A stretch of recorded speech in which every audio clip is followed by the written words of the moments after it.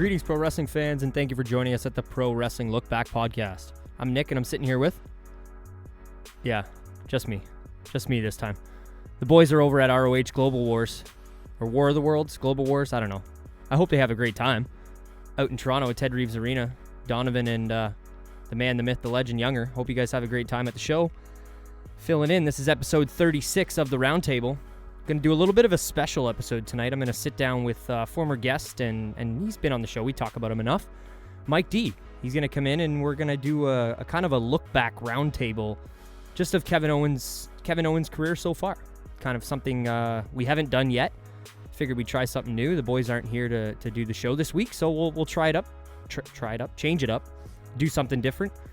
Yeah. If you don't already, go follow us on Instagram and Twitter at PW Lookback on both of those. You can give us a follow, give us a subscribe on iTunes, Spotify, Podbean, and if you want, head over to YouTube as well. Give us a subscribe there as well. Check out all the shows. All our past episodes are up on YouTube, and we're slowly starting to trickle those out onto iTunes. But if you want a t-shirt, anything else like that, merchandise, stickers, tank top, Donovan's favorite, check it out, teespring.com/pro-wrestling-lookback. If you want to send us an email, prowrestlinglookback@gmail.com. That's where you can do that. If you want to get in contact with us any other way, send us DMs with questions and or topics for the roundtable and or lookbacks. We'd appreciate that. If you want, follow me on Twitter at Salsa, SCELSA. Follow Donovan at JustDon44, and Younger is at ZJVY93. With all the plugs and stuff out of the way, I guess we'll get to the gist of what the show is going to be like tonight. If you want, give our guests this week a follow on Twitter as well. It's at MXKEXD. That's Mike D. And like I said, he's going to be joining me for kind of a special Kevin Owens look back. We're going to take a look at a match from PWG, a match from NXT, and WWE as well. Potentially some other stuff in between, and maybe some major highlights and stuff from his career so far. But stay tuned for that. Any other updates, I guess we'll get into now. I'm going to get right to it. I don't know if we've done this quickly on the show before, but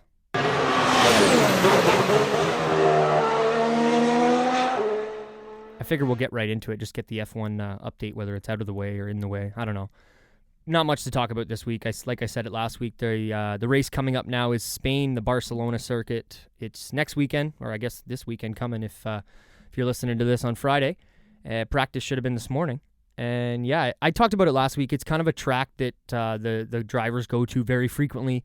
They go there for testing in the middle of the season. They go there for testing before the season starts. So whether you're a new driver or a well-experienced driver to like a Kimi Räikkönen or a Lewis Hamilton, or even just a George Russell new coming into the sport, they know this track pretty well. They've done plenty of laps around it, and they know kind of what they're getting into. So it's more just figuring out race strategy and how the car is going to react on that weekend with that temperature and all the different stuff that's happening in Spain this weekend. If I got to be honest, man, this is Ferrari's time to step up to the plate is this weekend. And that's not just because, I am a Mercedes fan, but it's time. Mercedes has won the first 4 races of the season. Never been done before in Formula One.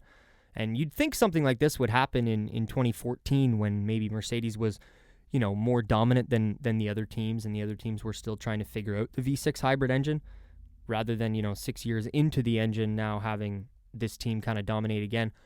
I don't know. We'll see where it goes, but I've got a lot to say about Ferrari in the sense I keep hearing about updates coming this weekend. So hopefully these can do something, because I just want to see competitive racing, and I want to see, you got a young rookie like Charles Leclerc competing against a 4-time world champion in Sebastian Vettel. I want to see these guys be able to compete for wins. It's just not that obviously, like I said, I'm a Mercedes fan and I want to see them do well, but I need some parity in there as well. You got to have parity in sports to make it more interesting and not just have inter-team battles, which, don't get me wrong, are still great, and Bottas 2.0 and everything he's doing this season is amazing as well. But I do want to see Ferrari step it up this weekend, and hopefully these updates that they're bringing can make a substantial change. But the only other team, I guess, that really needs to step it up is Renault. And that is with Daniel Ricciardo coming in this year from Red Bull and the amount of money that they paid to get him over to their team.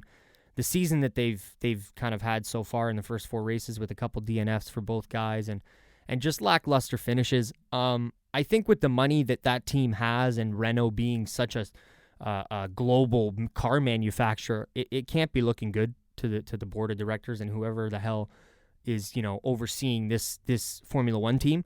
It can't be a good sign. So they need to turn it around. They need to pick it up. You've got two of potentially the best drivers on the grid. I mean, I know Hulkenberg's never been on the podium, and Ricardo we've yet to see in a top car, but these guys are talented, and if they have a great car underneath them, which I think at the time they do right now, they can definitely do very well. So hopefully Renault and Ferrari can turn it around this weekend. I want to point this out, not necessarily Formula One news, but kind of legend of the sport, two-time world champion Fernando Alonso. He wrapped up his WEC World Endurance Championship this weekend. They won the World Endurance Championship, his Toyota hybrid team at Spa, which I seen pictures and some video of it. Looked kind of crazy. It was in the rain and snow and very cold. Reminded me of my karting experience that I talked about last week on episode 35. But yeah, so congrats to him, and I mean now he's on his way. We're in the month of May now, and he's on his way to the Indy 500 to see if he can complete the Triple Crown with Monaco, the Indy 500 and the Le Mans 24-hour race, which he won last year. So congrats, Alonso, and we'll see if you can do it again. I'll give you one of these. Why not? And then one more thing, I guess, from F1, just to preview this weekend, is Pierre Gasly at Red Bull, man. This guy needs to turn it around or do something, because, I mean, I know he wasn't expected to be hopping into the Red Bull seat with the departure of Daniel Ricciardo surprising Red Bull, but still, he was in Formula One last year. He did decently well, and there's got to be a reason as to why he just can't get his feet under him in this car.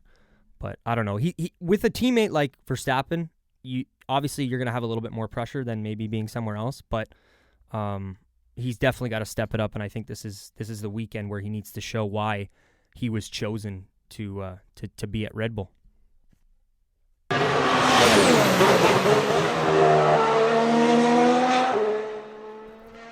All right, well, I think I'm going to make this a small little segment on the weeks coming forward as well, but I do karting with my buddies. I figured the roundtable's been a little bit more of a discussion-based show lately anyway, and we cover wrestling in the second half of it, but yeah, had my first race this weekend up at Mossport. Shout out to the boys, Nico, Dan, Brian, and Greg. Everybody had a good race. I mean, well, I could have had a better race, but congrats to Nico on the win and Greg on the win. Dan with a second place and Brian with a third place as well. I had a bit of a tough practice. I couldn't get the car under me in 2 of the 3 practice sessions, and then crashed in qualifying, so obviously not a great day for myself. Starting at the back of the grid in the race, managed to fight my way back up to third place on the second lap. Was trying to make a pass for second, and the guy in front of me had a little bit of a spin. I bumped into him and ended up completely looking the other way. So I was a little bit disappointed with that, but I mean, this is racing, and we'll be back at it next weekend too to see where I can go from there. But yeah, so I finished kind of near the bottom, but like I said, congrats to the boys, Nico, Dan, Greg, Brian. And yeah, I don't know. I guess, like I said, I'm just going to do a little bit of my once a week or once every other week update of the karting season for the boys and for myself. And if you guys are interested as well and you want more racing stuff, I don't know. It's just stuff I'm really into. So I figured if we can interject it into this show and see where it goes. Like I said, we're still going to cover wrestling in almost every roundtable, if not, most of them. So yeah, I don't know. I appreciate you guys listening in for that. Like I said, give us a follow on Instagram and Twitter, and send me DMs if you're liking this stuff, or you want less of it or more of it, or if you want me to move it around. Any of that can be done. The only other tiny little thing I want to get into before we dive into the wrestling stuff, I guess me. But yeah, you'll get the interview with me and Mike D coming up soon. But we talked a little bit about the Avengers movie last weekend and all the hype to this. I mean, this movie is approaching $2 billion. So I'm curious if any listeners have seen the movie. How many times have you seen it? I've only seen it once. I want to go again. But, let me know how much you enjoyed this movie, because I just want to talk about it more. I think it's such a global and big thing in the world right now with this movie and the amount of money that it's making. It's like, why not just kind of, I don't know. I want more people to talk about it with me. So if other than the guys that are here with doing the show, send me some DMs. I'm curious to know your guys' opinions of the movie if you have seen it. And then the only other little thing Marvel related, I need someone to convince me that I need to see this Spider-Verse movie, because this is very not like myself, I have the movie. I've been waiting to watch it for, I don't know, I want to say a couple weeks now. And I'm a massive Spider-Man fan, but there's something about this movie that just doesn't pull me in. And I know it won an Oscar for Best Animated Feature, so maybe I'm an idiot, and I the only reason I haven't popped it in there is because of my own stupidity. But there's something about this movie that just isn't pulling me in, and maybe it's the multiple Spider-Mans, but I don't know. Maybe I will have watched it by the time you DM me, but if not, send me a DM and convince me why I need to see Into the Spider-Verse. I guess with everything pretty much wrapped up, I guess I can get to the interview with Mike D. And that's pretty much it for the beginning of the roundtable. Like I said, me and Mike D are going to go into kind of a look back roundtable-ish discussion of Kevin Owens' career with some of his matches in PWG, NXT, WWE, and maybe some discussion in between. But I hope you enjoyed the beginning of the little intro that I had here. This is episode 36 of the roundtable, and stay tuned for the interview with Mike D. Welcome to the Kevin Owens Show.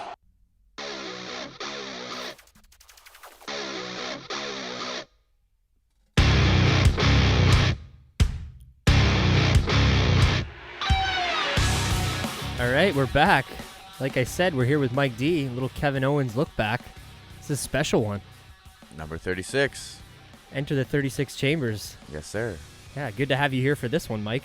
Thanks for coming back to the Pro Wrestling Look Back podcast. Back from the dead. Back from the dead. I don't remember. I think you were on a roundtable episode 13-ish, and then you were there for the SummerSlam Look Back 2004. And yeah, you've been around. You were here in the OG days of Survivor Series 2002. So thanks for coming back, man. It's good to have you. Good to be here. We're going to go into the Kevin Owens. The Kevin Owens. Mr. Kevin Owens. Kevin Steen? I don't know. I don't know him personally, so I know him as Kevin Owens. Yeah, fair enough. Is Steen the real name? I don't know him personally, so I know him as Kevin Owens. I guess I watched him as Steen too. I guess. No, but I mean, do you know his real last name? No fucking idea. Really? Maybe it's Steen. Oh, okay. I'm not sure. It's wrestling. What are you saying there? What do you mean? I don't know. We don't know anything. Okay. All right.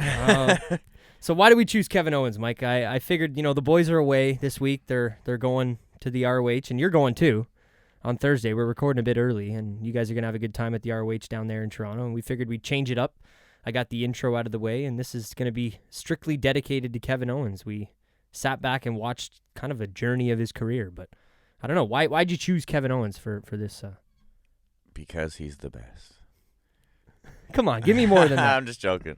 Well, he is the best, and he's just entertaining, and it's refreshing when we both got back into wrestling around the same time.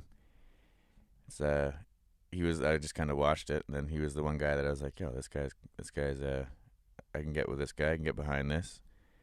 Always bringing the aggression, and I don't know, you can get behind. Most wrestling fans like me, they get it. You like the bad guys. He's the bad guy you like. Yeah, and easy to like. Putting in fucking work for Hell years yeah. and years and years, as we seen. Yeah, but when I first seen him, I didn't know nothing about that. I just seen him as. Do you remember the first time that you did see him? Yeah, like NXT and stuff. I just seen him on, I barely watched NXT at that time. Which was probably early 2014, late 2014? 14, yeah. Or I guess he made his debut somewhere in 15, right? But yeah, here's when I seen him somewhere here. But watching the shows here, yeah. Fair enough. So, I don't know. I just think my favorite part about this is the fact that it's just the journey, us being able to watch literally high school gyms all the way up into fighting John Cena at a WWE pay-per-view. Yeah, he was definitely one of the stables of guys that got me to go look back and do my research and history of indie wrestling, if you want to call it that. But all that stuff, him and a couple others were pretty much the reason I went back and look on that, and then that's pretty much all I watch now. For sure, man. For sure, man. You gotta give me more excitement. You don't seem very too jacked up to talk Kevin Owens here. I know he's your guy. You got that special T-shirt on. You guys can check it out in the picture. The classic Mount Rushmore of the Young Bucks, Adam Cole and Kevin Owens. It is Mount Rushmore. Yeah, I guess that is the Mount Rushmore of professional wrestling. That's for sure. Should we start it out, or do you want to get into any more stuff about Kevin Owens? Command the ship. Go where we're going. Okay. Well, We started it out tonight. We sat back. We watched PWG. It was free admission. Just kidding. That was the name of the show. It was legit called Free Admission. Just kidding. It was a match between Kevin Owens and El Generico from 2004, November 14th, 2004. And like I said, this was legit high school gym. You could see the basketball nets in the background, and this didn't look much bigger than, any gym that I'd went to in elementary, or maybe even smaller than a high school gym. You know what I mean? I don't know. It's cool to see the beginning stages of two guys that I've watched majority of their career when they were professionals. You know what I mean? I've seen majority of these guys' work be in WWE, so it's cool. Yeah, me too. Yeah. To go back, right, and see, just the progression and the size and the style of wrestling that's just completely different than anything we're used to watching in WWE. Because it's cool watching them progress, because people complain about the style. Oh, they don't do this and they don't do that, but it's cool to see how good they are without having to do all the not unnecessary, because I like the crazy moves and all that. Yeah. But watching them advance, and they can do that style night in, night out. It's cool to watch. But you're right with the progression and all that. Yeah, it started out really cool. There was some random fucking guy in a red coat. I don't know what the fuck he was doing, talking to people and kind of just letting all the SoCal fans know, hey, excuse me, there was supposed to be, I think was there supposed to be a tag match? Is that how this was? Yeah, it's supposed to be Generico and Steen versus Aerial Express. Okay. I don't know who that is, but probably. Okay, so it's 2004, so I'm not too familiar with the indie scene back then anyway, right? I was just getting into watching, WWE at that time, so I don't blame you. But basically, the guy said that the Aerial Express didn't show up, and we want to see you two go at it. We know you're from Canada. We know you guys can go. And a bit of a weird way, but I guess they got to find a way to tell a story when you're not, Yeah, in classic Kevin Owens fashion, he hit him from behind and started the match off hot. Yeah, dirties him real quick right off the top. And he took the majority, I would say. Owens was in control this entire match. So it was just a lot of Sami Zayn selling fantastically, as he does. And I don't know, man. Give me some of your thoughts overall of this match. We can go through it maybe, beat for beat if you want, but just what were your thoughts going in, and how did you feel about this match? Because it is such an older... It's good, yeah. I like it. Well, I have like I said, he was one of the guys that made me go back and do my research and history of indie wrestling, and my favorite indie wrestling would be PWG. It's probably the best. Yeah, Pro Wrestling Guerrilla. There is, yeah. Best booked wise, best talent wise, I guess. They showed me a lot, and all their guys are in WWE now, so that just kind of speaks for itself. Absolutely. But it's good to see. I don't know. It's fun. It was kind of a funny match because we watched it without commentary, which I kind of liked, because you said to me halfway through the match, you're like, hey, if you push this button here, you can pop it up, and it kind of audio too will bring in some commentary, and we put it on for a few minutes, and then I kind of said to you, I'm like, I like it better without it. I feel like I'm in the building here when I'm watching it without the commentary. Yeah, that too, because it wasn't at the regular Legion Hall at PWG. He was in some gym, and he was kind of talking to the fans a lot. Yeah, Kevin Owens. Kevin Owens was like, now you clap, and this and that, and it's kind of like it's the first time they've seen him. So he was kind of showing them, like the Kevin Owens we know on WWE, he's a funny guy, but a badass. Exactly. So he was kind of doing that, but like breaking the fourth wall, where he wasn't running a promo. He's just kind of doing it in the match. No, and he's saying "fuck you" to fans, and he's swearing. It's very different than called a fan a retard. Yeah, which wouldn't happen in 2019. Exactly right. Sorry, guys. No, that's just one of those things. Like, you're watching this, you're going, "Wow, okay, yeah, that wouldn't happen." And there's a lot of shit that especially in wrestling through the years that wouldn't be happening nowadays. But back to the match, the chemistry with these two, it took about 5 seconds to realize, holy shit, this is going to be good. And holy fuck, there's a reason why these guys' matches in 2015 are so fucking good. Oh, yeah. Let alone all the stuff that they did together, prior to indie wrestling, PWG and ROH and stuff like that, back in Montreal and in Quebec. Yeah, the IWS, I think that's what the promotion it was. Exactly, right? So, I don't know. I would love to see some of that stuff. Yeah, I've only seen like clips on YouTube. Same here. I think I know maybe some of the clips you're talking about. And I would love, maybe in the future we'll do this again. We'll bring it back for another roundtable. Who knows? But to just focus on the Kevin Owens, Sami Zayn progression, because tonight we kind of went down a different road and we talked, more about Kevin Owens' journey as making it from pure indie wrestler wearing a t-shirt and trunks in a high school gym to, like we said, fighting John Cena in the more or less main event of a pay-per-view. Yeah, well, their careers kind of, like I said earlier, they kind of just automatically... They're going to go back and forth, intertwine, right? So we just kind of had to choose other stuff to look at. No, for sure. Because there's other options there. But this was a great place to start. Oh, for sure. It's just because it's PWG and like Kevin Owens fans, PWG is probably what you watch too. It's not like I'm anything different. No. But it's cool to see like their first debut match. Obviously, it's against each other, and then what you see their career advance to nowadays. It's fucking sweet. A lot of this, a lot of the same. But no, I don't know. Although I don't know if that's El Generico. I think he's teaching Spanish to orphans. Yeah, I don't know if El Generico actually made the transition into the World Wrestling Entertainment. But, I don't know. I was gonna say this the type of match that they were having, and I mean for anybody listening, obviously we hope you get a chance to go back and what's the name of the DVD again there, Mike? It was Not Another Steen? Yes, not another Steen DVD. Yeah, which is just obviously a play off of Not Another Teen Movie. Great. Check out the Instagram. I'm going to post a picture of both the DVDs that we used to look back at. You can get it at ProWrestlingGorilla.com, Blu-ray or DVD. There you go. Cheap plugs. Worldwide shipping or highspots.com. There you go. Get at it. But yeah, these matches are all available on DVD, whether it's, I don't know. Obviously, none of this shit's on the WWE Network until we get into the later matches, but I don't know. Go check it out, guys. Like I said, Kevin Owens and El Generico from PWG. November, what was the date, Mike? I had it written down somewhere, and I don't have it in front of me now. Where is it? November 14th, 2004. Here we go. Great match. Generico with the win as well. Yeah, well, I was going to get to it, but the one thing I really wanted to talk about, because we'll get to it when we talk about the other matches, is the lack of rest holds. Oh, yeah. This match, straight through, and I noticed it right away. It's probably that'll get you heat in PWG. That for real though. Taking breaks here. What the fuck are you doing? Get up, sell the move, and get up. But yeah, it was constant go, and I don't know if it's because I watch so much WWE that I have it ingrained in my head that where's the replay and where's the rest hold in the middle so they can talk to each other and catch their breath and when are we going to commercial? And it was nice to just watch a match start to finish. Watch wrestlers wrestle. Exactly. And tell a story. Yeah, hell yeah, man. Because I've said it, we all have said it, everybody knows it that's listening or likes wrestling. The storytelling, yes, we love the greater stories that we have week to week and leading into pay-per-views, but the real storytelling is done when the bell rings. In between that fucking those ropes.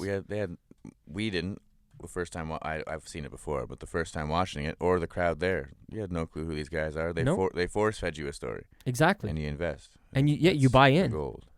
Which is, I feel like that's like the key point we talk about on the roundtable consistently, is buying in. Just buy in. If you can't buy into what you're watching, then watch something else. That's what I tell it. Change the channel. Exactly. There's plenty of wrestling out there for plenty of people. Don't worry about it. Yeah, and there's plenty of, same with any other form of media, right? If you can't watch the fucking Avengers movie and for 2 hours or 3 hours believe that stuff is happening, then watch something else. Plenty of Marvel movies. Well, that too. But I mean, maybe go watch a documentary if you can't buy in, It's a different type of entertainment. I like it. But I was just going to say that I talked about it a little bit. The type of match they were having is just so different than what we maybe were used to in 2004 in a WWE setting. Yeah. SmackDown was the shit in 2004. I was watching tag matches with Benoit and Angle and shit. Which were still great. When I was so young, I would have, you watch indie wrestling and it's... For sure. What is this in a gym? Does this exist? Of course. No, and I know what you mean. I just think that I still think that this, you didn't see these kind of matches in the mid-card on Raw at the time. Yeah, we got these kind of matches on a one-off with a Kurt Angle and a Benoit or a Triple H and a whoever. You know what I mean? We had great wrestling matches, but I think this was something, oh shit. Yeah, this is like this is what we're going to see in 10 years. What is this wrestling? It's like the first time you watch New Japan and you see a clothesline. It's like, that was a fucking clothesline? Exactly. That's a finisher. No, exactly. Yeah, it's like, look, there's other wrestling that exists. It's not. And I don't know, I mean, you can't go back in time, but if you were to speak to somebody in 2004 and kind of ask them, like, do you think this is what the mainstream is going to look like in 11 or 12 years? They'd probably tell you no, I don't. Well, they're all like 6'5", diesel fucking. Exactly, right? So it's kind of cool. It's like foreshadowing in a way for what was gonna be, what was gonna come from it. But yeah, back to the match. I don't know. I don't want to spend too much time on it, I guess. There was here. What's the couple little things I had written down? They were telling the ref that he sucks. No. Yeah, I think I haven't seen that whole show. I think the ref is a wrestler as well. Yeah, because Kevin Owens said, like, you suck, ref. I liked you better when you're in your gear. I like you better in your ring gear. Good moment for sure. I noticed, again, it was an indie show. It's from 2004, and it's in indie PWG early days. I don't know when PWG was formed. Around this time, yeah. The camera angles were odd. They had a lot of them. No doubt. They had a lot, though. I'll give them that. There was a lot of different camera angles for being such a low-budget type of match, but some of them were very strange, I guess you could say. Yeah. But yeah, so before, like, it's 04. Oh, exactly. The WWE camera angles weren't what they are today back then. I don't know. I think I like it because I like weird, this kind of production shit that I pick up on that kind of stuff. I don't know. I like it too, though. It's like I don't like production like you. Like I just like to see, like, it's low budget and it's like, oh, like they can still tell a fucking good story. Who gives a shit? Yeah, like, doesn't matter. Who gives a fucking shit? Yeah, we don't need the flashy lights. Yeah, we don't like replay and shit would be sweet, but watch the match. Fuck it. Would it though? And we'll get to that later because I got some. Yeah, but they're moving so quick. Like, I know, whatever. and I got some things to say about replay once we get to the NXT matches. But, I guess we'll close it out here. One thing I did want to say, or for this match at least, was Sami Zayn and the moveset is essentially the same. Oh yeah. It's crazy to think that these guys were doing these moves for 12 to 15, years before they were ever even in WWE. He can do that lucha shit with the best of them. Well, not even just, yeah, I guess he does the lucha stuff, but just, the bounce off the ropes, the backflip to outside the ring, something we're going to see later on. Yep. And just all the splash into the corner, what is it, the half Nelson into the corner. Yeah, the exploder. There. Exploder, the running haluva kick or whatever they called it back then. Haluva kick, they call it Yakuza kick, but his is the haluva kick for sure. Exactly, yeah. So pretty much it. Picks him up for the package pile driver. And kicks out before their 3 count. I missed the package pile driver. Yeah. No, same here. But basically, Sammy got him with, like I said, he got him with the fuck. Well, I keep forgetting the name of the damn move. What's it called? The exploder suplex into the corner. And then he picks him up for an insane brainbuster. Brainbuster. As per Sammy. And he gets the 1, 2, 3. So the crowd, I mean, this one was kind of predictable in the sense the babyface was going to win because he was taking heat for, I would say, 75% of the match, and you could kind of. They were both over though. Well, for sure, but I kind of got the gist for when I was watching this that I feel like Sammy might be winning this one. Either way, it was a good story and they had me hooked, so I'm not complaining. I just think it's also one of those things where it shows Kevin Owens and his ability to put people over. And not give a fuck, yeah. Yeah. It's wrestling, yeah. He doesn't give a shit. He got his shit in and had a fucking sick match. He knew it. And we'll get to it, but 2 of the 4 matches we watched, Kevin's putting the guys over. You know what I mean? And it's not also his best boy. Like, it's for sure. Friend. And 2 of his best friends, and we'll get to it. But yeah, any other thoughts on the Kevin Owens El Generico from SoCal, the PWG, the original November 14th, 2004? Love it. Love it all. Wish we could have watched more, but there's too many to choose from, so we had to pick that one. Yeah. We figured we'd stick with 4 because we were going to highlight them so closely, and we wanted to take one from kind of each era of Kevin Owens' career. Yep. So yeah, after that, we're going to move on to another match, but I quickly just wanted to talk about if there's anything major that you know of, Mike, because we're not going to highlight any of their matches tonight, just Kevin Owens' brief career in ROH. Oh. Any stuff that you know confirmed that did happen that's worth talking about? Well, yeah, I didn't watch Ring of Honor at this time. Yeah. No, I don't mean if you watch. I mean, I didn't watch WWE at most of the time it's been around. and to be honest, I haven't seen much of Kevin Steen stuff in Ring of Honor. just what they show, like on YouTube. Ring of Honor will post all that stuff. Yeah, so. yeah. But you mentioned something about him not being too fond of wanting to work there. Yeah, and- so I think they were holding him off TV or something. I don't know. I don't know. So I just seen stuff on YouTube. Yeah, but- They were holding him off TV, and then when he'd come back, it's like he was over as fuck, but they didn't want to use him. So yeah. I got the point that he wasn't having fun at Ring of Honor, so I haven't really looked into it that much. But there is matches. So I get the vibes from you that you're just, when you hear that someone you like this much goes somewhere and isn't A, treated right, or isn't B, allowed. How much fun can you have if to you don't want to be there? Yeah, he's They not don't- allowed they to don't do the even things. fucking want you there. Why would you want to go? Then you have no interest in watching those matches. I do, Most of because I have seen some of the stuff. Like I have a Ring of Honor DVDs with matches, Generico and Steen versus Briscoes. Like Tag matches. I fuck with that all day Yeah. for sure. Or Generico versus Steen ladder, where obviously you're having fun there, right? Yeah, that's another one I figured we would But spotlight. I'm not gonna go watch ROH TV to see Kevin Steen's run because I know, like, I've seen PWG. I know he's having fun and he pretty much has creative control. Yeah. So what gets better than that, for me, in my eyes? No, for sure. We definitely know what. No disrespect to Ring of Honor. I love it. I'm going to see a show on Thursday. Yeah. No. I know you're stepping on the glass there, Mike. I know you're afraid to upset people. Fuck them. Fuck them. I love the business, brother. I do too. Fuck them. I just don't give a shit. I've literally gone past that. But anyway, I just figured it was worth spotlighting, at least bringing up the fact that this guy did spend a decent amount of time in Ring ROH. of Honor that's a good promotion, good product. Just look at the WWE rosters. That's exactly the result. We don't got to say nothing. Well, Ring of Honor is my favorite company outside of WWE, so you don't have to sell me on that company. I mean, I love Ring of Honor. I just, I didn't get a chance to watch like you a lot of Mine Kevin would be Owens. NXT. Yeah, I don't know if you can say that. Man. I don't know if you can say that, but it's still the same tree. I'm just playing around. But yeah, we'll move on to the next one. Another PWG, Kevin Owens versus Adam Cole. This is another. We didn't get the baby with the Adam Cole. Well, it didn't even come in, eh? No, I told you.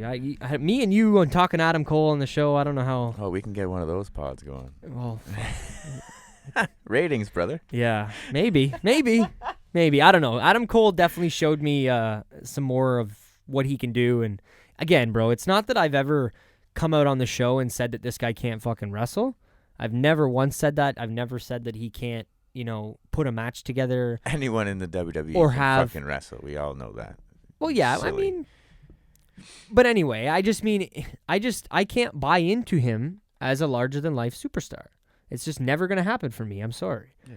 It doesn't matter what you can say on the mic. It's just not going to change, and this is something I was going to get into later in the match, but he might be the only guy, that has come to WWE and gotten smaller.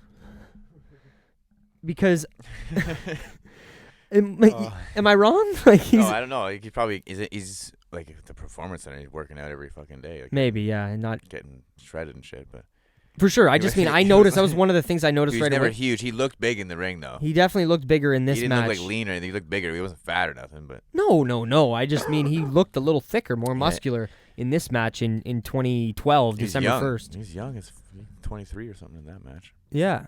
And it was PWG Mystery Vortex Guerrilla Warfare, which is another word for no rules. Like hardcore match. That's what I figured. Mystery Vortex. It's like you said, like a Backlash pay-per-view, or it's like one of their random ones. Because they have good pay-per-views that are like Manias and shit. But this is more like a one-off middle of the year. Well, they have pay-per-views that last 3 nights, and this just takes 1 night usually. And Mystery Vortex, on my first episode, I think it's Mystery Vortex 4. I referenced one of the matches. Yes. Mystery Vortex always has good matches. I think it was with Kyle O'Reilly and Bobby Fish. It sure was.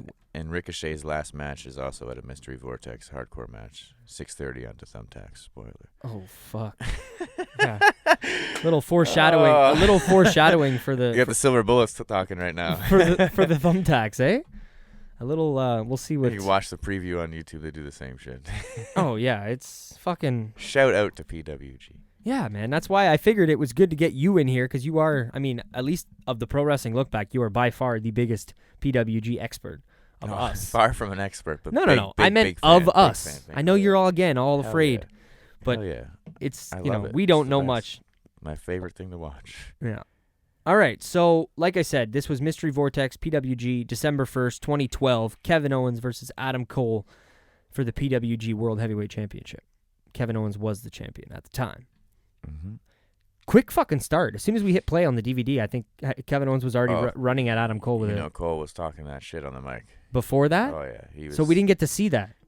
Maybe I think if we played the DVD all the way through, because they play those little, it's not like a vignette, but in between. It kind of goes. But if you select match, it just kind of plays the match. So I think maybe we would have seen, but he just used to talk that shit. Before the match. Yeah, suck dick shit. You know what it is, PWG. I hear you. You've seen the highlights. Oh, yeah. I wrote this down right off the bat, and we'll get it out of the way. What was with the ECW ripoff T-shirt?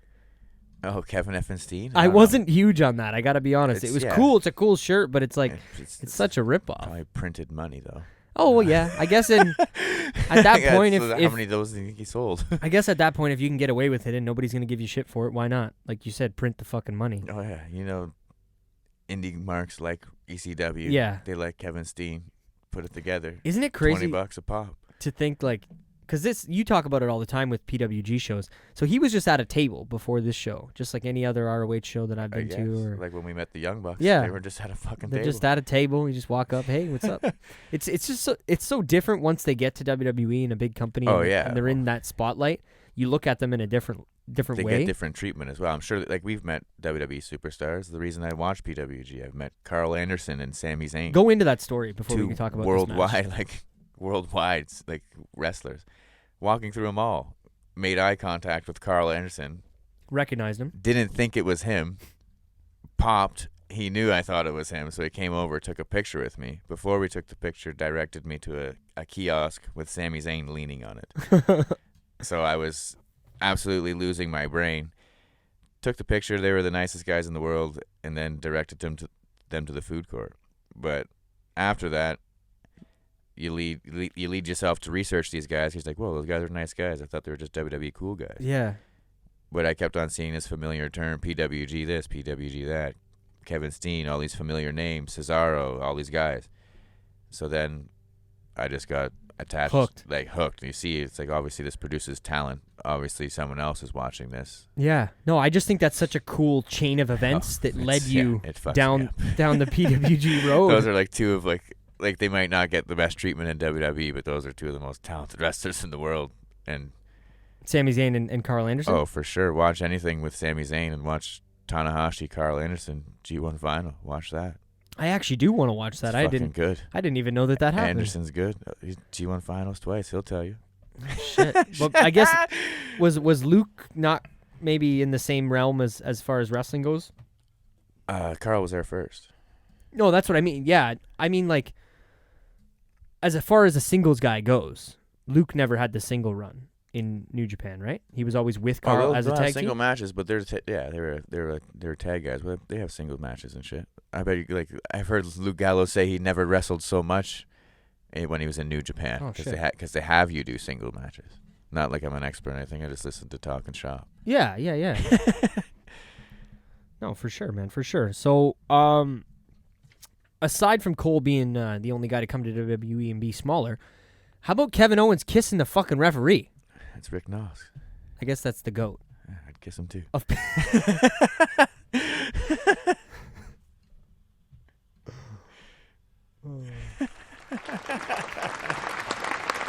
that was good, Mike. That was good.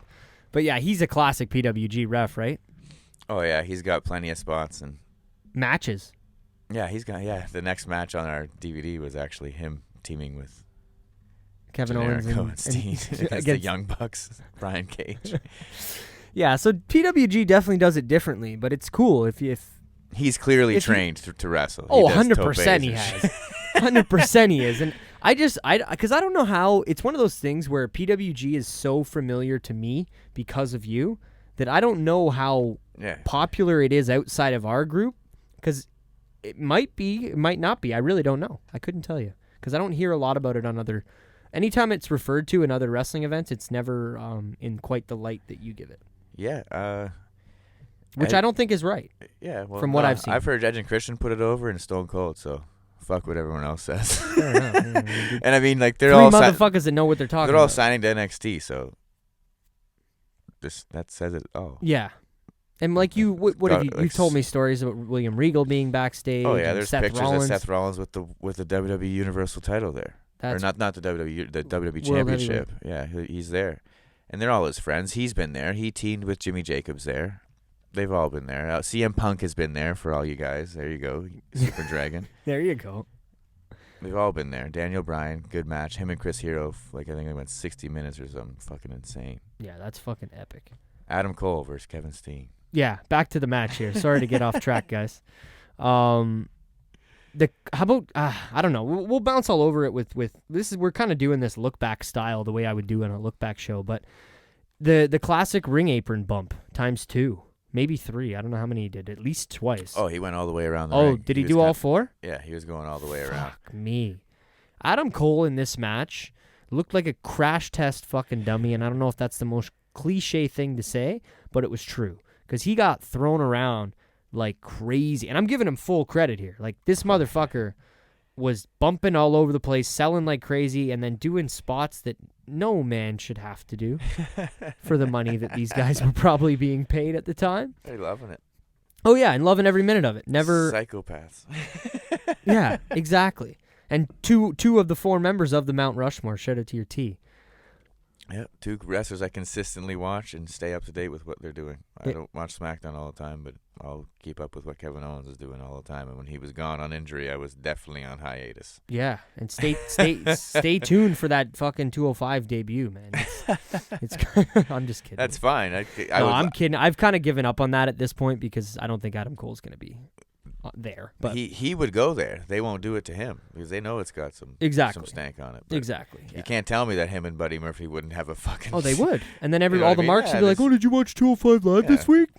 Yeah, where were you 3 weeks ago? They need to squish it all together. That's another topic for another day. Yeah, we'll get you back for the roundtable more current about that. But no, I wanted to talk about the headshots with the trash can because holy shit, dude. Oh yeah. It was about a receipt, dog. You're telling me, and this is where I want to highlight the commentary because clap. I don't have the sound effects machine on. Once again, another fucking round of applause because the commentary was on fucking point here, man. PWG might not sound like the best commentary, but it's always got a guest. It's always Excalibur and one other guy, but it was Joey Ryan tonight, and it's always like they're wrestlers watching wrestling. Exactly. They'll talk that bullshit sometimes, but when something's going down and it was for the world title and Excalibur's up there for PWG, he's not going to fuck around. But the commentary, it seems low budget when someone's never seen this before. Yeah. But like I said, these guys are going to NXT. It's a high profile. They're good. Exactly, man. And it's what they're saying. It's what they're talking about. They're actually talking about the types of things that you're thinking about when you're watching the match. Case in point. He hits him with the trash can. Well, that too. Oh, I'm going to get to that. Don't worry. I'm getting to that. But first he hits him with the trash can, and it's all dented in, and, there's jagged edges and corners, and he picks it up again 2 minutes later and hits him with it not on the side that hasn't been dented, but on the side that was dented. And I'm thinking, that might hurt a little bit more, that's not going to be able to give in. There's going to be a sharp edge. It might clip him in the ear or the head, whatever. And fucking... What do we hear? We hear the commentary bring not only this exact point up. Hey, that's going to hurt. It's already been dented in before. He's going to scratch his head. He's going to jagged edges. Thank you. This is fucking amazing. Amazing. And then, what you said, he flips the trash can around and hits him with the bottom of the trash can. And not only are the announcers acknowledging, hey, that might hurt a little bit more than, maybe the side, but they start going into, the surface area of the trash can is smaller. Like, I love these little details, man. Like, I love it. I don't know. I was not expecting to be walking away or coming away from a PWG match and being so hyped up about the commentary. It's the little things. Wrestling's real. People are fake. You know what it is. That's, I couldn't have said it better myself, my friend. I couldn't have said it better myself. But yeah, so plenty of garbage can spots. There was Adam Cole did one of those, the last shot, kind of the brainbuster onto the knee. Oh yeah, great move. Great fucking move. And then the ladders came out. People think he's a high spot guy, Adam Cole, because he associates with the high spot guys. He's not a high spot guy. No, he's definitely a storyteller. He's good. For sure. No, well, how about this? This was earlier in the match, but there was a spot where he, I think, super kicked Kevin Owens and Owens kind of sat down on a ring, like a chair in the middle of the ring. Yeah, that was later in the match, yeah. And then he runs at him similar, not an enziguri, maybe like a running knee. A Shining Wizard. Shining Wizard, there you go. You got the proper names. I don't know what the fuck I'm talking about. Of course. And I didn't say it properly. You're supposed to yell it really loud. Yeah. Shining Wizard! and he puts the lid of the trash can kind of inside his inner right leg. That was almost his first offense of the match. Exactly. He was taking heat all, and he just said, I need to fucking do something. So Cole knows the super kicks. So he hits him with a super kick, and then had to just lay something down, grab the trash can, lit as quick as he could. And Shining Wizard is Shining Wizard, but a Shining Wizard with a trash can is nice. Yeah, it's fucking amazing, bro. Like, I loved it. I can't say enough good things. That's why I select. We were gonna go the Generico route when Generico wins the world title from Steen, snatches it out of the ceiling. It literally pulls out of the ceiling of the building. That's incredible. But I chose to pick this match because Cole and Steen's paths are intertwined as well. Yeah. And it's a good way to get Cole over on Nick here. So. And it's working. I'll give you that. It's definitely working. This match was something to be seen, because I would say before this, my favorite Cole match might be the ladder match when he won the... War Games was fucking fantastic. That was good, too. It's the best War Games match ever. Yeah, I mean, ever. Probably, yeah. I would imagine that those other ones are shit. I was gonna say, it doesn't surprise me that the current ones would be significantly better than the ones of WCW era, but yeah, his matches, I don't know. I'm happy you chose. Excuse me, jeez. Yeah, it's nice, and there's another just a nod to PWG to show what they can do with their talent. Yeah, no, exactly. How about the chair teepee? That's what I wrote on my notes. Oh. I wasn't sure how you'd feel about that, because that was like super, super indie wrestling, but it was, but it wasn't. But it was like set up properly and like done properly. You know that, the I didn't mind deathmatch it. Shit falls over halfway through the spot. This didn't do that. Oh yeah, so yeah. This was kind of nice. So there was another, not to go off topic again, but there was another PWG match that me and you watched. I think it was Ricochet and somebody. Oh, Chuck Taylor with all the hardcore stuff outside the ring. Yeah, that's Mystery Vortex 5. So okay. This is 4 years later, 5 years later. 5 years earlier. This was the one we watched. Yeah. Okay, yeah. Anyway, that was a really cool spot with TP stuff as well. But yeah, I don't know. We gotta keep going here, Mike. I'm sorry, we gotta power through, brother. Yeah. What else to finish this match? I don't know. How about the F5? I don't even know how to pronounce what they call it. Oh, the fucking diverticulitis bomb or whatever it was. That's what they call it. They just call it whatever Brock Lesnar has. Yeah, he did the F5 onto the ladder. He did the FU onto the ladder with there was one ladder set up like a triangle and then another one on top of it. So it was tipped over sideways and then another ladder laying flat on top of the one that was tipped over. And then he gave him an FU onto that. Adam Cole did, I believe. Yeah, Cole got him up. No problem. So that was really cool. Man, back to the commentary. Fucking this match, when he says, this match is why I'm leaving. Joey Ryan. That was the fucking line. Oh, yeah. Dude, I was dying. I was dying. Don't, like, yeah. I don't know. But there was one more. I know you got to give me a sec here. We're all good. Where's the nearest hospital? Oh yeah, Excalibur. He's too funny. Yeah, he's quick with it, bro. I'm telling you, these little quotes from the. It's right down the street. I think it's in Brookside. Yeah, bro.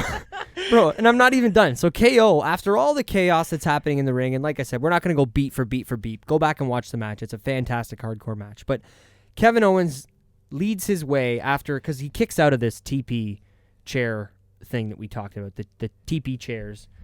Superplex off the top. Yeah, the finish isn't the best, but the match is so good it doesn't really matter. Yeah. So he kicks out of that. Kevin Owens is like, all right, well, what the fuck do I got to do now? He runs out, goes over to the commentary booth, and he picks himself up a pitcher. A pitcher full of fucking thumbtacks. And Excalibur is like the JR of PWG. So yeah. He's like, no. And he's like, I was given that pitcher earlier today. And then, I know I've said it 4 times, but maybe the line of the night, he gave me them earlier, thumbtacks, and there's 1,600 of them to be exact. I don't know, like little cheesy shit like that just gets me because I loved it. I really did. Excalibur, seriously, there's a couple commentators not in WWE that are really fucking good. Excalibur is my favorite.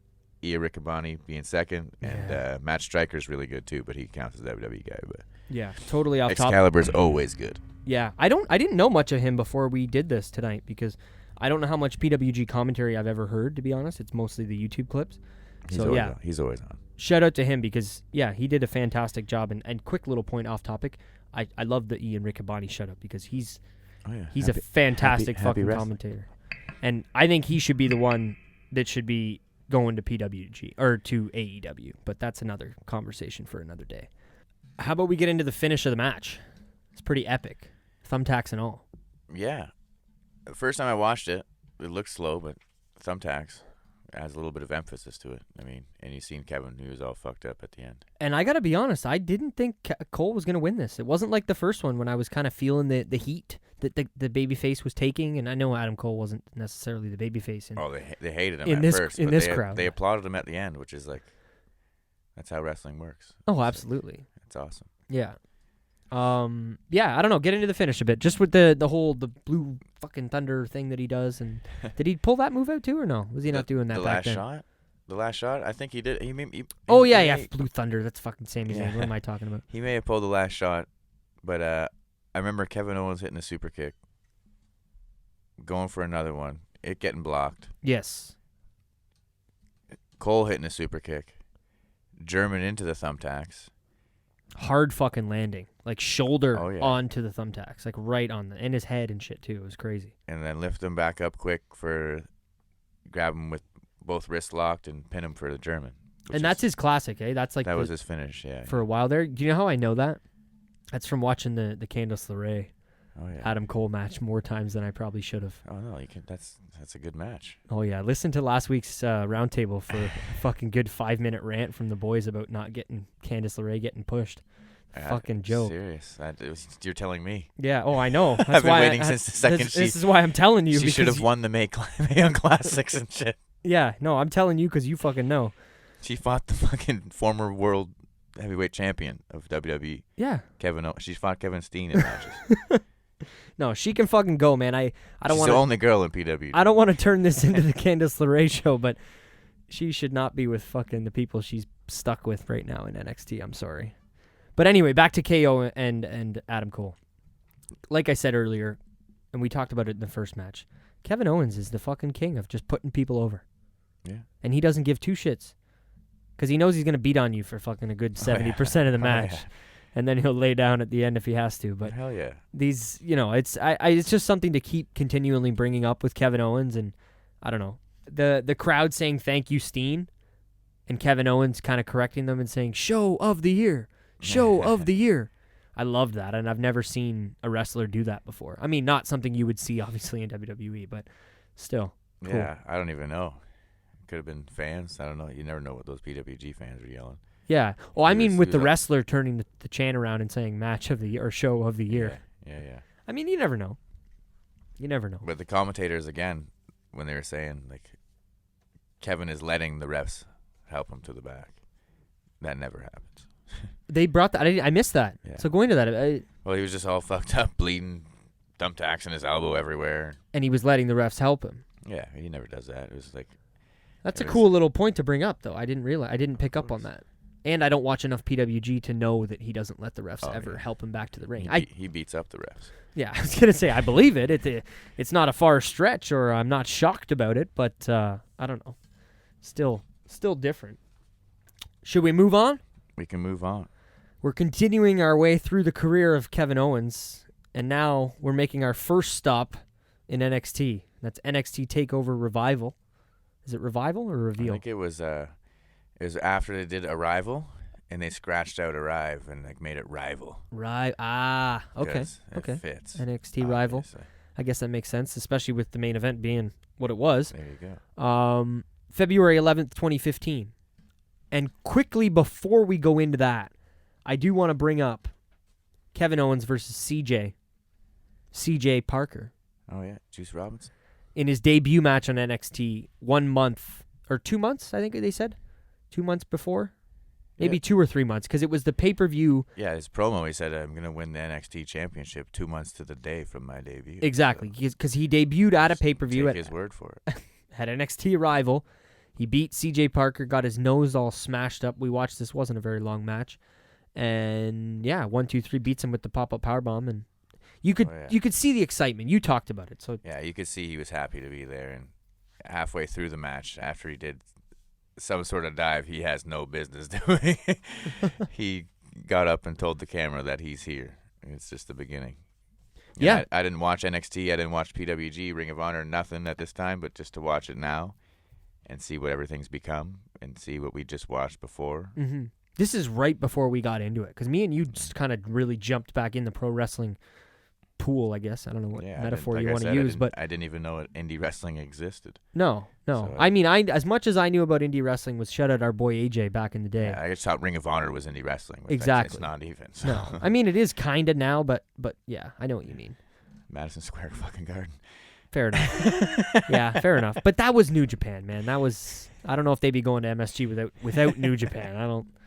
No gyps to Ring of Honor, but I don't know if they could do that by themselves. But yeah, so I figured that was worth bringing up. Like I said, broken nose, and he beat CJ Parker. He was doing moves that he's not doing anymore. Yeah, what was the one he pulled out? The Adam Cole. Yeah, last shot, but he does it like a pump handle brain buster to the knee. Yeah, you can picture that. It's like a video game move. Yeah, no, it definitely is. Looks like it's one of those ones you pick. I want to make that my finisher. I don't know anybody has that move. Yeah, which is cool. I think he still kind of pulls it every now and then, but I couldn't bring up a time. That he pulls that move out? Yeah. Yeah. No, you're right. I think I've seen him pull it out here and there, but like you also said, it's not something that he does very often. Yeah. I wanted to bring up, because they had they had quite a bit of promo build towards the match that we're focusing on here with Sami Zayn and Kevin Owens, and they're, clashing for the title. They showed Kevin Owens, power bombing Sami Zayn into the apron. Hell yeah. Was that the night Sami Zayn won? Yeah, he betrayed him. He was the first one to the ring, like we seen in the package. But Sami Zayn, did he just win the belt that night as well? The belt, yeah. Okay, so he wasn't champion for very long then. No. Only 2 months or whatever. Yeah, and it's if you've seen the Kevin Owens DVD, you'd know. Then it shows his like tryout promo. Yeah. When he's wearing like a PWG shirt and stuff. That's crazy. And the whole promo is just him being jealous of El Generico for getting there first and doing this first. So it's like the whole him signing is kind of like they seen it. They're like, okay, so we can do something with these two once we fucking bring them in here. Lucky shot. It's good. Wow. But yeah, no, he brought up the fact, because they showed the videos that they show about the feud before you get into the match. And the best. Yeah, that I will say till the end of the day. Yeah. Nobody does that better than WWE. Yeah. Nobody. But they showed Kevin Owens in the ring. It was kind of, I guess, probably the contract signing, maybe on NXT. I'm not sure. And he pointed at the title and he said, "That means money. That means success. He's a family guy. And everyone can get behind a family man. Dude, this is wrestling. This is why we watch the show. This is the whole reason that the wrestlers show up to the arena to wrestle each other, is because they want to win that belt. So when I see a wrestler pointing out that specific fact that, hey, that means I get more money. So I don't care what it takes for me to go through or get to get that, but I want that because it means I'm going to have more money and I'm going to be more successful and I'm going to be, pushed and maybe not pushed is the wrong word to use, but you know what I mean. Yeah, you're the champion. Exactly. You're the top guy. You're the A guy. You can reach for the brass ring, as says the old big dog there says. And yeah, I don't know if I had seen a lot of that.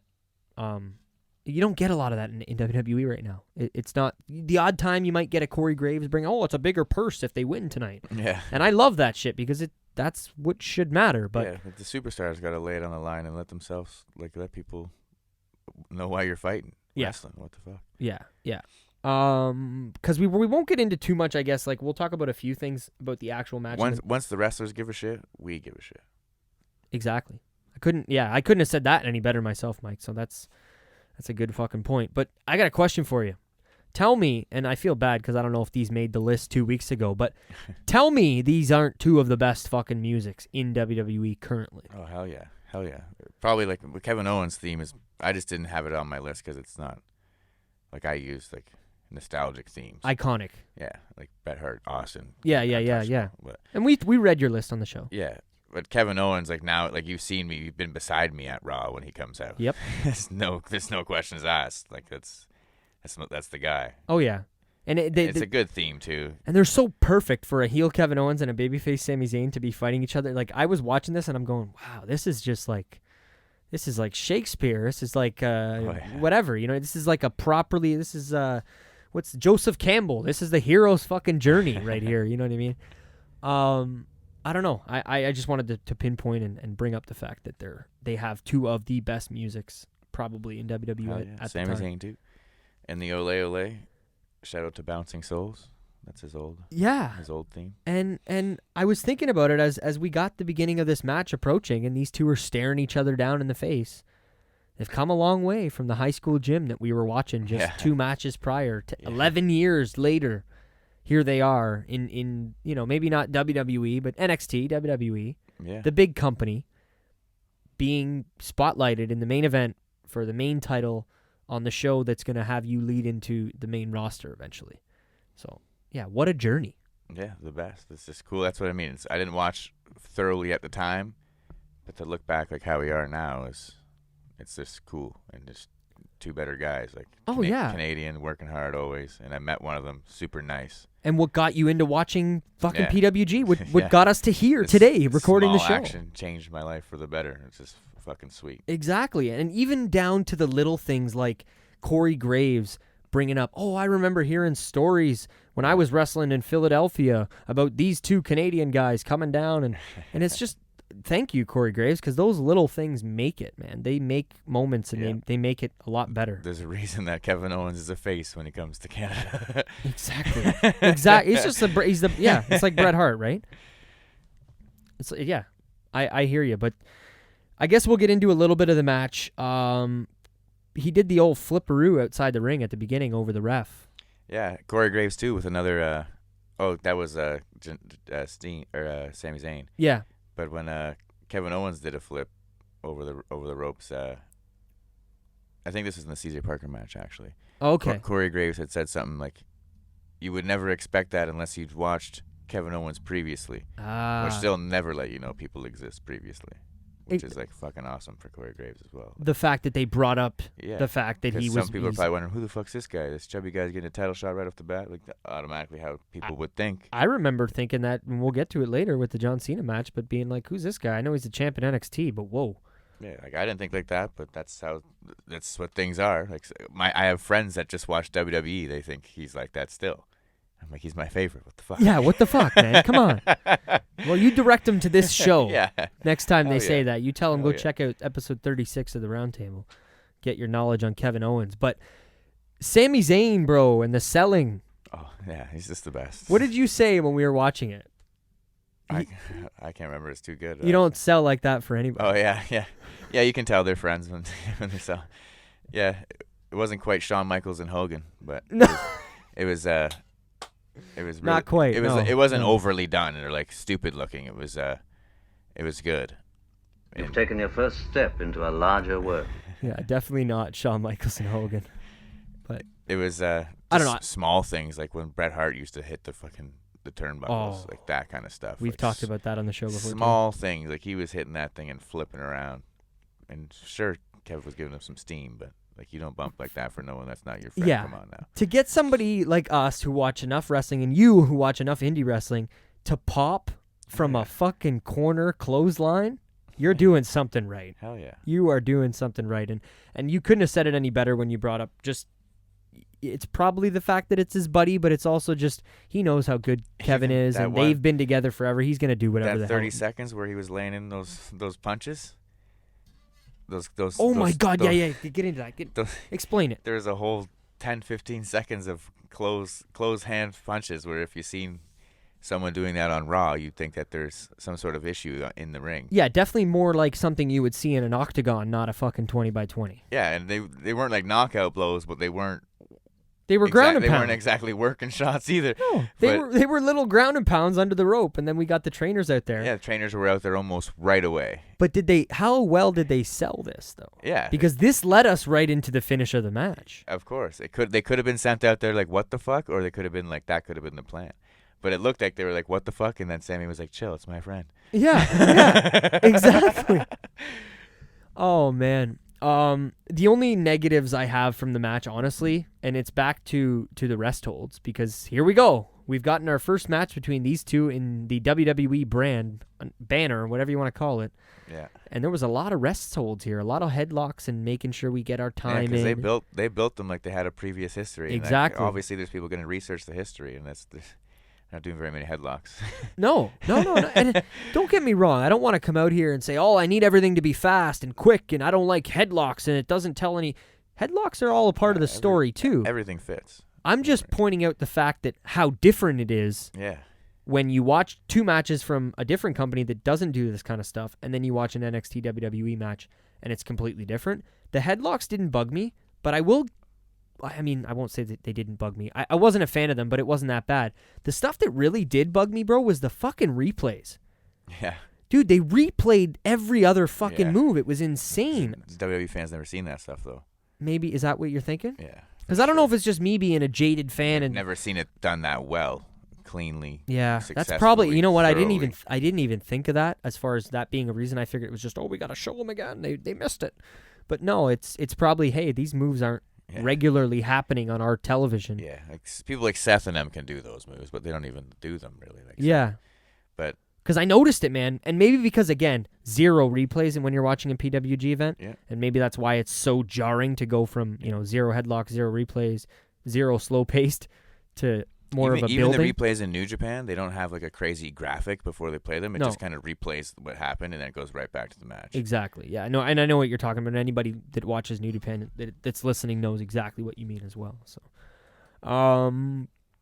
way too many replays, like I said. The rest hold thing goes back to what I said, though, how, everyone knows that when they see their favorite indie wrestler go to WWE, they complain and cry because they can't do 7,000 backflips. But it's almost almost for the better. It's one of the things that WWE... That's what I'm getting to. Yeah. It's a good testament to how good these guys are of wrestlers, that they don't have to do all that shit, bro.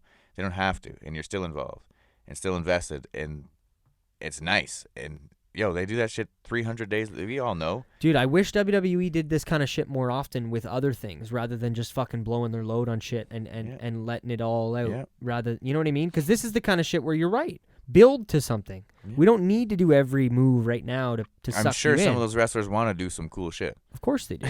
Of course they do. Look at some of the guys that have been coming in the company in the last year. Like people think Randy Orton's not a high spot guy till he sticks a screwdriver through someone's ear. Yeah, this is true. Randy is a different conversation. But no, that's the whole that was fun. That's enjoyed cool. all of that That's stuff. That's a huge pop. That's awesome. That's fucking hilarious.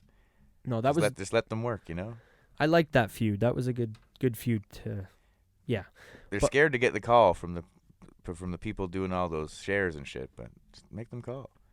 Make them call. There you go. You heard it here. # make them call. That's what you're gaining from this week's episode. Oh yeah. Make them call. How about Kevin Owens on the top of the ropes kind of spitting at Sami Zayn? He's always frothing at the mouth and spitting and fucking... He's cut that out, eh? They must not have liked that. No. WWE, I think, tries to limit the bodily fluids being thrown around the ring. Yeah, let enough of those go in 2000. Yeah, exactly.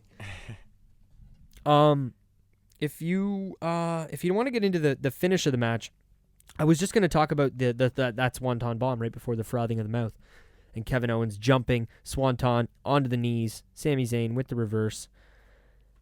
And then, I don't know, man, the match at this point, it was kind of weird because we got a lot of kickouts. We had Brainbuster kickout, half Nelson suplex kickout, and they kind of did each other's moves, I think, at this point, if I'm not mistaken. I don't know if Kevin Owens did any of Sami's moves. No. No. I could have sworn I thought I remembered a Brainbuster, but I might be getting confused. Oh, maybe a Brainbuster, but I wouldn't call that. Fair enough. Sami's Yeah, that's yeah. Anyway, I just wanted to get to the end because he hits him with multiple power bombs, and like this was after the shoot punches that we mentioned, and then that was it. There was a ref stoppage. Kevin Owens went to jump back on Sami Zayn because the he's about to hit him with the fourth one. The trainers were out there. No. Yeah, exactly. Which I don't get. Hit him with 3, but not 4. You should have stopped him at the second one if it was that fucking bad. Yeah, exactly. But I still love the match. Yeah. So that's it. Kevin Owens wins. It's kind of lackluster of a way to win your first NXT title. Yeah. But you go, and then I've got a counter to whatever you're gonna say. It's someone else writing for you. That's all you got to say, really? Someone else, I don't know. Someone else always sees the story different, right? So you always have it's probably some old guy like, you guys are best friends, and you're gonna knock him out cold, and he's not gonna be able to finish, and then you're gonna have a big blow off sometime in WWE, which they eventually did. Oh, they definitely did. I gotta be honest, and maybe I don't do it enough, but we've done it 3 times tonight. Why not? I'm happy with this, and I give kudos to Triple H or whoever the fuck made this decision, because they don't do this kind of shit very often. No, I think Regal was heavy in them back then too, because I know he goes to PWG. Absolutely. He goes there, which is fucking insane. I just think it was a bold move by WWE to say, yep, this is a huge match. Yep. I didn't talk about it, and it was something that I had mentioned in my notes, but the big fight feel that this match had. Yeah, both the guys in the gorilla position. Exactly, beforehand, coming out before the match started, and then throughout the entire match, it has that big fight main event feel. To get this kind of finish in a WWE branded... You never see those. You never see it. This is something you see in a boxing match. If you see that on Raw, you'd think that the guy was hurt. Exactly. I thought he was hurt. I kind of thought Sammy was hurt. I got to be honest. Yeah. But then I thought about it a little bit more, and I was like, you know what? No, I think they just went for it. They said, fuck it. Let's try this. NXT does that, though. NXT will and it's push not that unrealistic. Yeah. For the referee is there for a reason, to stop the match if he needs to. Lay some stiff ones in, don't kill him. Exactly. You send the refs out. Yeah. Then that happens. But you wouldn't, people in the front row and the back row don't know he's punching them for real. Only we did because we seen it on TV. And it was stupid close. Yeah. But yeah, I don't know. Good match. Hell yeah. Fantastic fucking match. Always. And I guess that's we'll move it on. If you watch those 2 matches, go watch the Battleground match. Oh, fuck Just yeah. Do yourself a favor. Hell yeah. If you went and watched these PWG match with Sammy and this NXT, and yeah, definitely make sure you go watch the Battleground match. The only reason we didn't want to do that one for our next match was because this next match is, in my opinion, just more significant for Kevin Owens' career. Oh yeah, it just kind of fits. Like, I'm sure, like, you can say whatever you want if you're an indie wrestling fan, but fucking having a match with John Cena is the shit. Exactly. And he's just putting on for the indie wrestling fans the whole time, so he's wearing your jersey the whole time doing it. So just support him. That's that's a great analogy there with wearing the jersey. I like that. But yeah, so we got it on, what was it, an episode of Monday Night Raw on the U.S. Open Challenge. Kevin Owens comes out. Yeah, but he said no. He said, I'm not taking the Open Challenge on Raw. It's on my terms. Yes. We're doing this on my terms. But he's the one that came out. Yeah, oh yeah. And I remember watching that, man, like it was fucking yesterday. Me too. It was right beside you. And I remember him walking out, and I was like, oh, that's that NXT guy. Same. Who's the champ. And I think I've watched one episode of NXT, or it was on the network or something at the time. I can't remember, but yeah, it was I just knew he fought Sami Zayn all the time, like, not even all the time. I had seen the footage of him powerbombing. Yeah, that's what they made it seem like. These guys are always fighting, which they are. But I wonder, I guess I could fucking look at the dates, but so this match, I didn't even really say it yet. Kevin Owens versus John Cena at Elimination Chamber, May 31st, 2015. So this is only 4 months after he won the NXT Championship. Yeah, he's had a good career in WWE. Oh, absolutely. He was not in NXT long. He had one of the shortest reigns, I would say, of anybody that was in NXT. Yeah, and like dropped it in Japan, so like, yeah, sure, to Finn, like, that's insane. Yeah, at the Beast in the East, which was another match we were debating on doing a look back for this special Kevin Owens look back. But we figured, like I said, why not take one of each of his career, PWG once again, NXT, and now his debut match in WWE. It's John O'Clock. It is John O'Clock. How did you feel with him stepping on the U.S. title? That's fucking awesome. Yeah, I know you're a wrestling guy through and through, and that title has a lot of. That pissed Vince off for sure. That's awesome. I see. I wasn't expecting that from you. That's just. I was expecting a total opposite answer. I got to be honest with you. At first, it'd be like, "Whoa," but like, fuck it. Yeah, fair enough. Make him call, man. Make him fucking call. Make the fucking board of directors call. Make Vince yell at you. Don't just be scared he's going to yell at you. Look for that in the description of the show later, guys. Hashtag make them call. I bet you Vince was pissed, but Triple H was like, he's holding my belt up. Like, what are you going to do? Like, that's the best. I am the game! Yeah, he is. He certainly is. Should we get into it? Let's get into it. Elimination Chamber, like I said, May 31st, 2015. Kevin Owens, John Cena. I remember watching this one again. I'd like to watch the whole show again, though. The whole Elimination Just 'cause Chamber. this match is it's good. Oh, it was definitely the match that people were talking about coming out of this pay-per-view. I know, but there's an elimination chamber match. And I'm trying to remember which like how, like, you know what I mean? I feel like You're gonna talk about a singles match when there's it's elimination chamber, bro. Is this the one when Ryback wins the Intercontinental title though? I don't know, when Kalisto was climbing on the cage for 10 minutes. I think that was in the tag Elimination Chamber that happened that same night. I don't know. These Either things way, don't mean much when they make 5 of them. Exactly, right? And I can understand why, well, and especially when you name the fucking pay-per-view after the match. That's a whole nother fucking topic in itself. TLC with one TLC match. Yeah, exactly. Anyway, where the fuck is Armageddon? Yeah, he steps on the U.S. title, like I said, and I don't know, man. The journey. This is all I was thinking about when we watched the build-up for this, because obviously they showed us another promo video leading into the John Cena, Kevin Owens stuff, and all I could think about was just, wow, what a journey. Yeah. And it's all happened, and we watched it in an hour and a half, 2-hour span, whatever it was, to literally see, a 20-something Kevin Owens in a high school gym to now fighting John fucking Cena in a WWE ring at a WWE pay-per-view.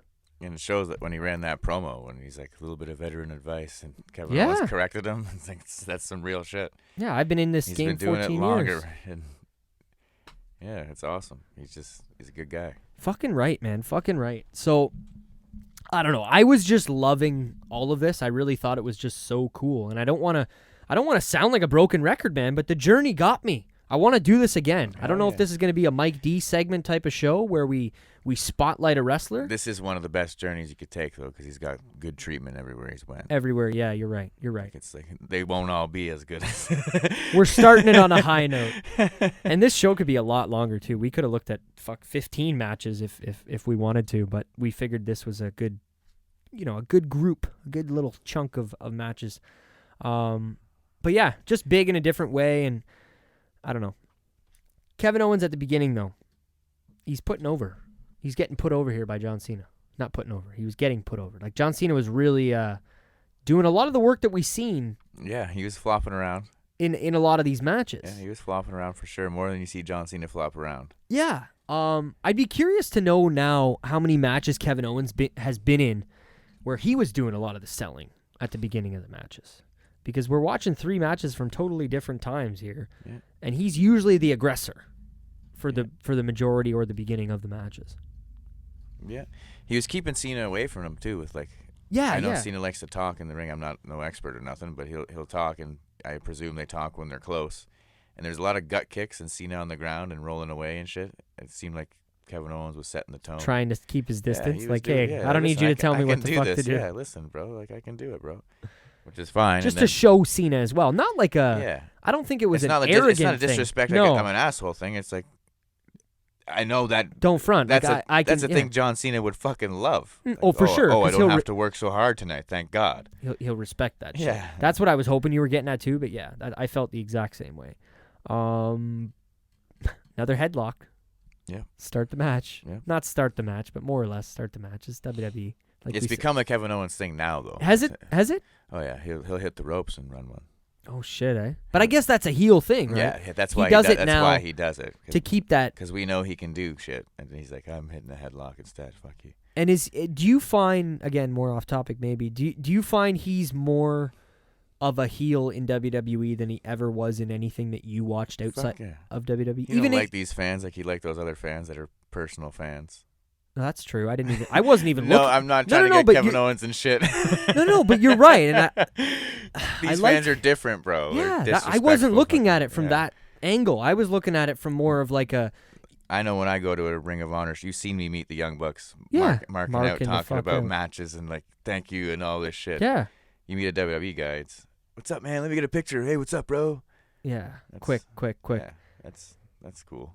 No, I hear you, and I think he knows that wrestlers aren't shit without fans, and you know what I mean. I like the way you're breaking it down, because I would have thought it was more, he knows that these indie fans are not going to boo him, so he just never really fully committed to it, as much as he was saying fuck you and stuff, and we saw at the beginning of the show. But yeah, It's funny. Like, that was funny, like funny heat. Exactly. Whereas now I feel like he knows his role. Yeah, exactly. And he sticks to being a heel.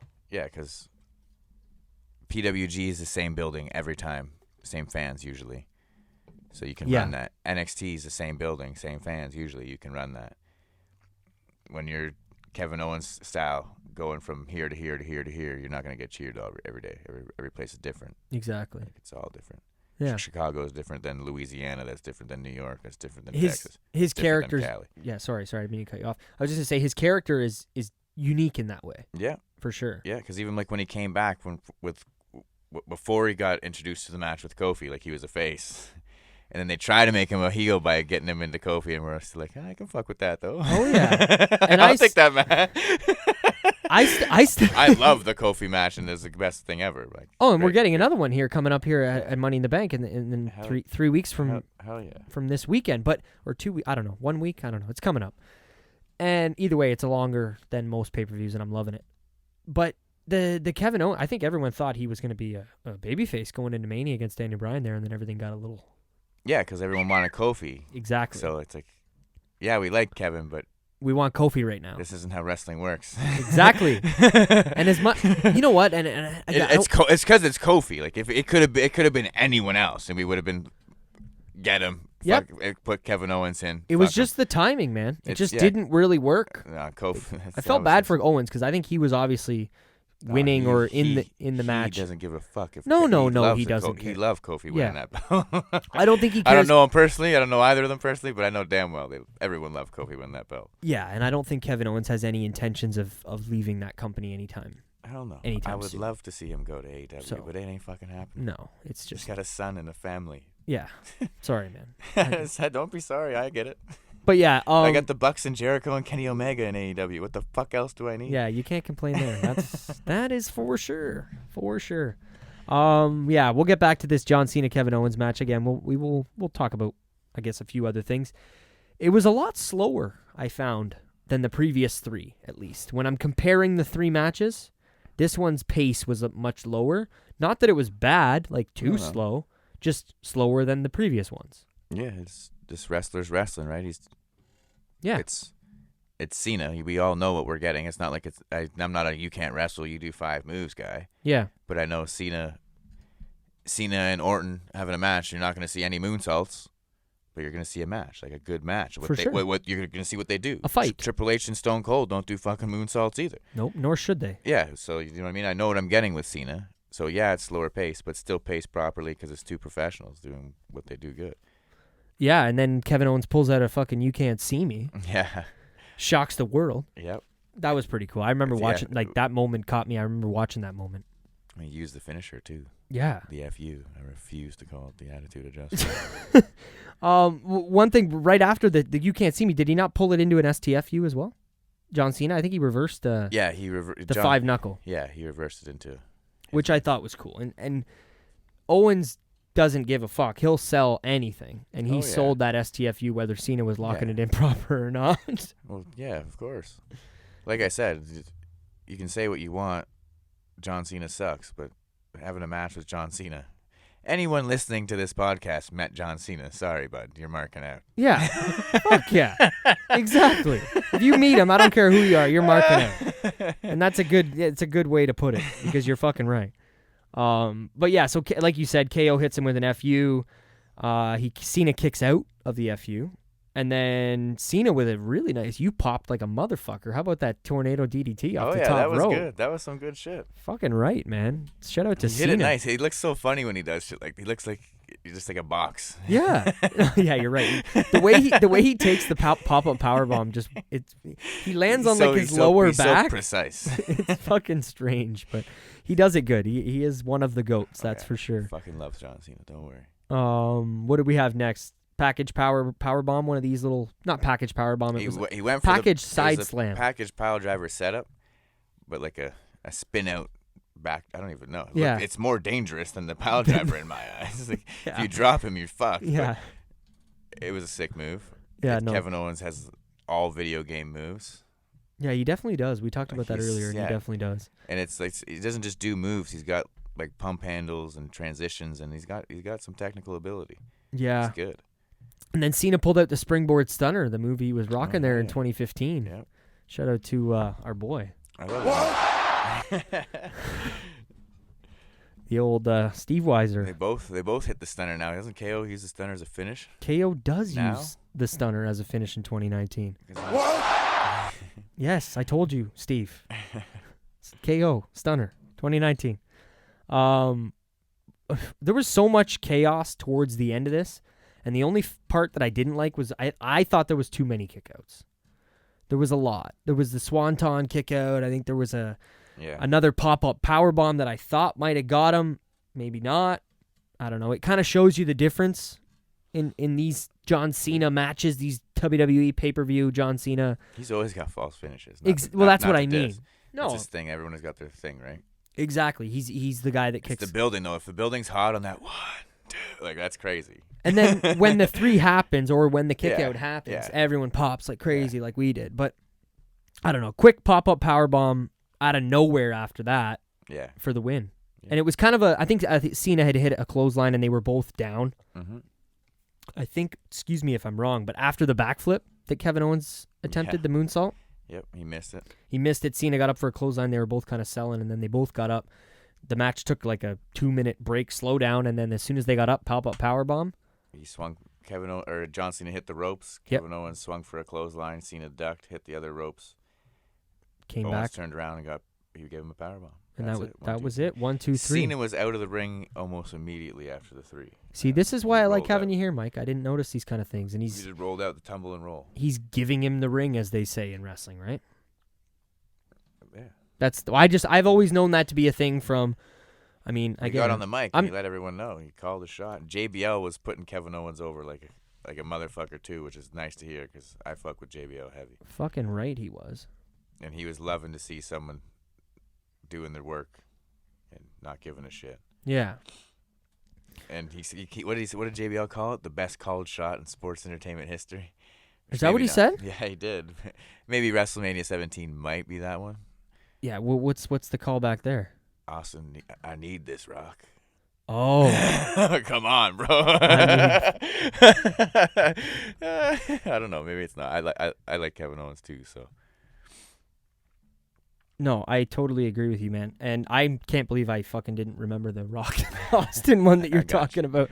But no, Michael Cole with the line, I think, of this match at the end with, Kevin Owens in his first match in WWE beats a 15-time world champion, John Cena. Yeah, as much as I shit all over Cole, he'll let you know. That's a big thing. The significance of that. It is. Everyone that you hate John Cena for a reason because he got so many things, so many years, and someone that we like just beat that guy.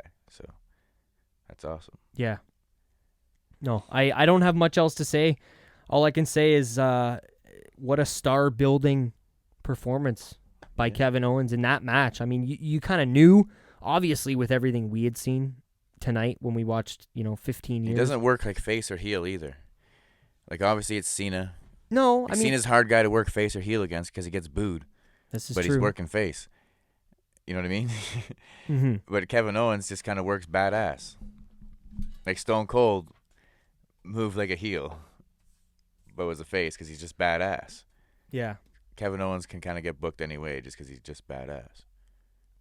He doesn't really, he's not a face like, I'm the good guy, I'm going to kick your butt. Like, they'll never see him saying that. Hell no. Even when he was a babyface there for a little bit. He's still a badass guy. You exactly. Just know, when you hear that tune, he's coming to kick your ass. That's Kevin Owens.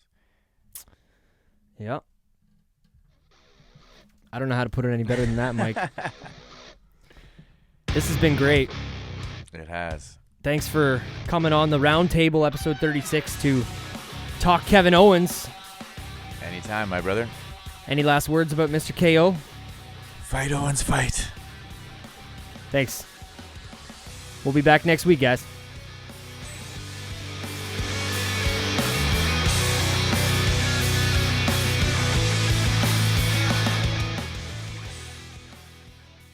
Welcome to the Kevin Owens Show.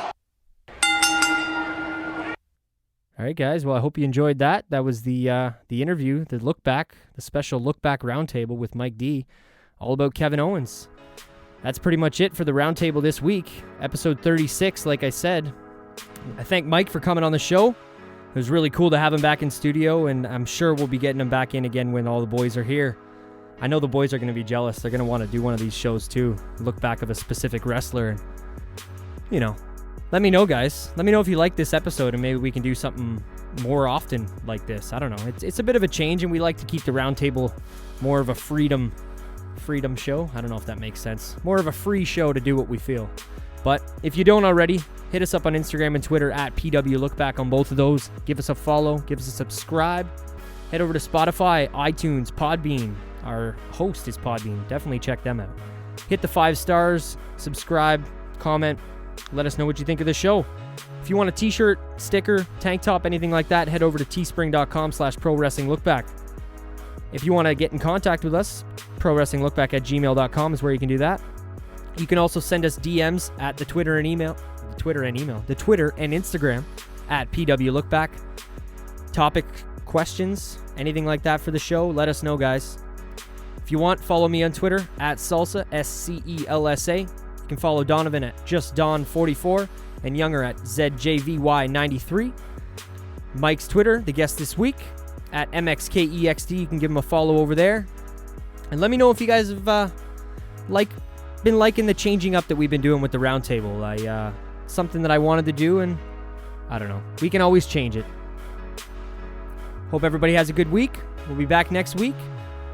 This has been the Roundtable, episode 36, Pro Wrestling Look Back podcast. I'm Nick. Stay classy, guys.